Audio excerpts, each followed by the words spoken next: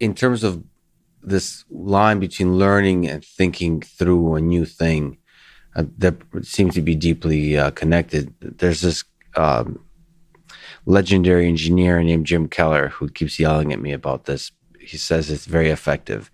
He likes to, for difficult problems, before bed, think about that difficult problem. We're not talking about like drama at work or all that kind of stuff. No, like a scientific, for him, engineering problem. He likes to like intensely think about it and to prime his mind, like Yes. Before sleep, and then go to sleep. And then he finds that the next day he's able to think much clearer, and there's new ideas that come, but also just, I guess it's more well integrated. And sometimes during the process of like he's able to like wake up and like see new insights. That's right. If he's deeply sort of aggressively thinking through a problem. So And there's many scientific, demonstrations of this. The Mendeleev with the periodic table of elements, he was trying for months to understand. I mean, talk about an ecumenical problem of epic proportions. Here's your question today. You have to understand how all of the known elements in the universe fit together in a logical way. Good luck, take care. It was non-trivial at the time. And he would try. He was so obsessed with it. He created playing cards with all of the different elements on. And then he would go on these long train journeys around Europe, and he would just sort of deal these cards in front of them, and he would shuffle them.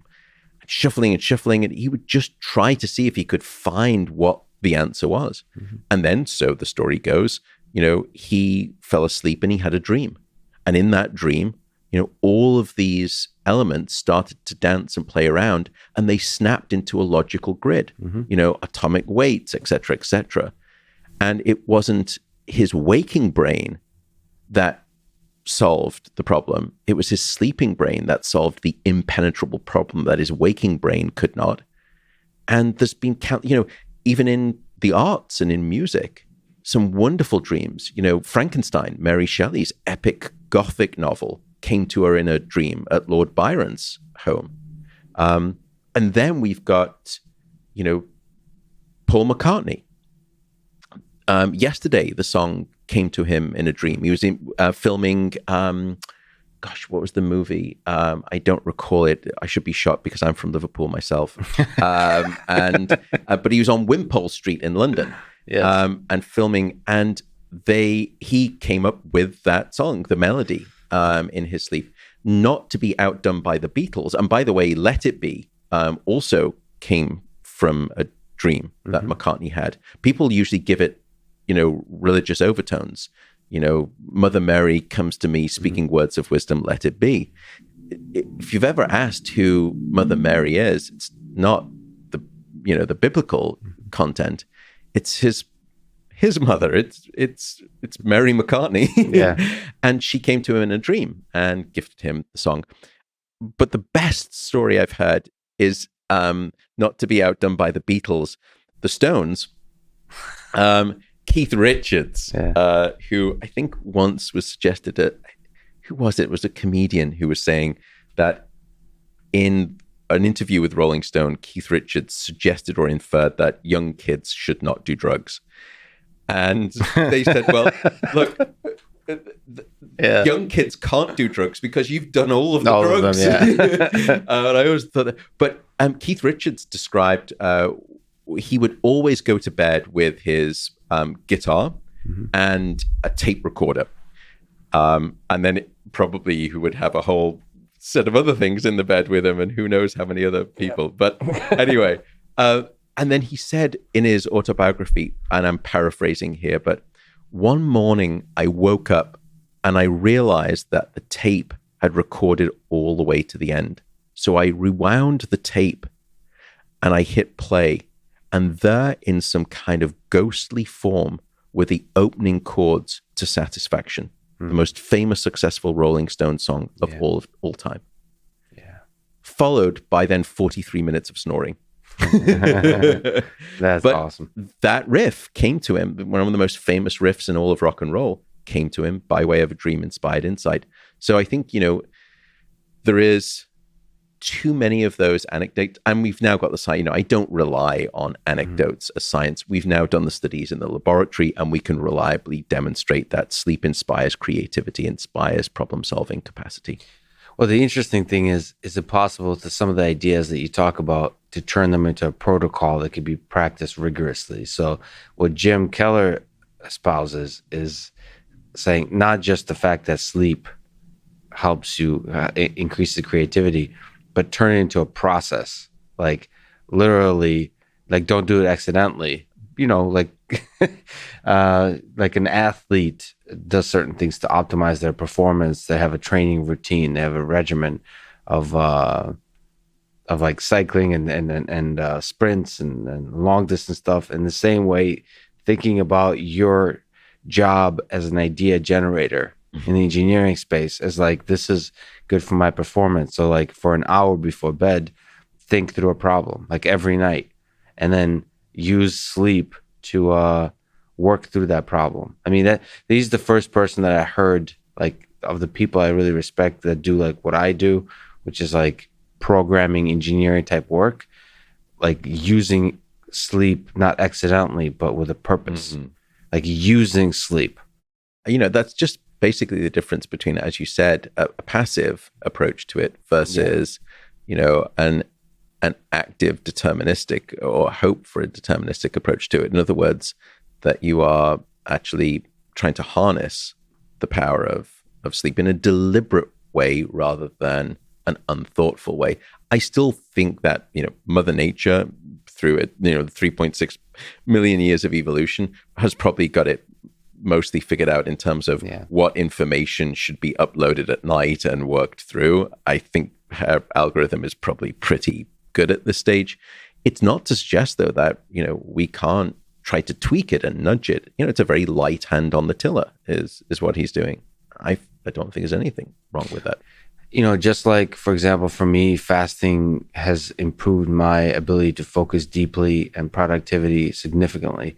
And in that same way, it's possible that playing with these ideas of thinking before bed or some hours before bed or playing with different protocols will have a significant leap over what Mother Nature naturally does. So if you let your body do what it naturally does, you may not achieve the same level of performance, because Mother Nature has not designed us to think deeply about chip design or programming artificial intelligence systems. So well, she's gifted us the architecture and the capacity to do that.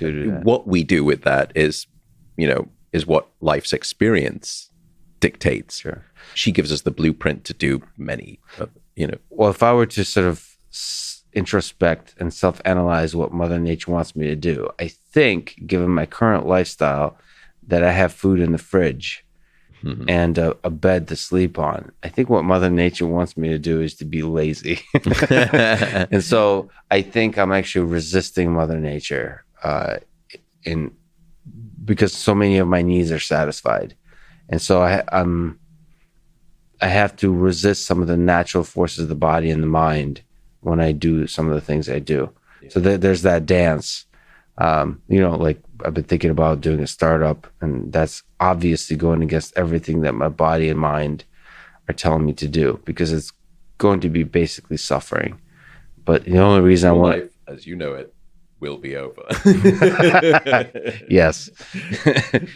But nevertheless, there's some kind of inner drive that wants me to do it. And then you start to ask a question, well, how do you optimize the things you can optimize, like sleep, like diet, like the people that you surround yourself with, in order to maximize happiness and performance and all those kinds of things, without also over optimizing. And that's such an interesting idea from a engineer. So as you may know, you don't often get those kinds of ideas from engineers. Engineers usually just don't read books about sleeping. They're usually like they're not the healthiest of people. I think that's changing over time, especially with Silicon Valley, especially with the tech sector. People are starting to understand what's a healthy lifestyle, but usually they're kind of on the insane side, especially programmers. But it's nice to hear somebody like that use sleep and use some of the things you talk about strategically on purpose. To that idea of not just trying to use what Mother Nature gave, but seeing if you can do something more or different. In a conservative mindset, I would then pose the question, at what cost? Right. Because when you do something perhaps that deviates from the typical pre-programmed, Mother Nature's program, I suspect it usually comes at the cost of something else. So maybe he is, able to direct and focus his sleeping cognition on those particular topics that will gain him better problematic resolution the next day when he wakes up. The question is, though, at what cost of the other things that didn't make it onto the menu of the finger buffet of sleep that night? And is it that you don't process the emotional difficulties or events, and therefore you are less emotionally resolved the next day, but you are more problem resolved the following day? And so I always try to think, and I truly don't want to sound puritanical either about sleep, and I think I've come off that way many a time, especially when I started out in the public. And the tone of the book, in some ways, I look back and think, could I have been a little softer?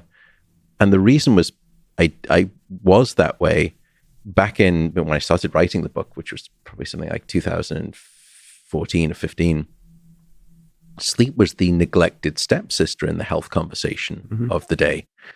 And I was just so sad to see the amount of suffering and disease and sickness that was caused by insufficient sleep. And for years before, I'd been, doing public speaking, and I'd tell people about the great things that happen when you get sleep. People would say, that's fascinating. And then they would go back and keep doing the same thing about not sleeping enough. And then I realized you can't really speak about the good things that happen. It's like the news, what bleeds leads. And if you speak about the alarmingly bad things that happen, people tend to have a behavioral change.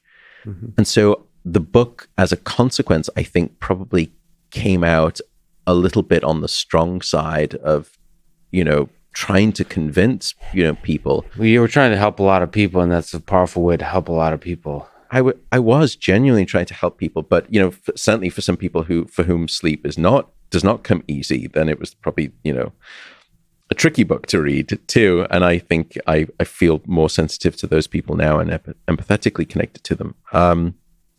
So I think the point was simply that I don't mean to sound too puritanical in all of this. And the same way with, caffeine and coffee. I am just a scientist, and I am not here to tell anyone how to live their life. That is not my job at all. And life is to be lived to a degree. And life is to be lived if you want to do a startup. All I want to do is empower people with the understanding of the science of sleep. And then you can make an informed choice as to how you want to live your life. And I offer no judgment on how anyone wishes to live their life. I just want to try and see if the information that I have about sleep would alternatively change how you would think about your life decisions. And if it doesn't, no problem. And if it does, I hope it's been of use.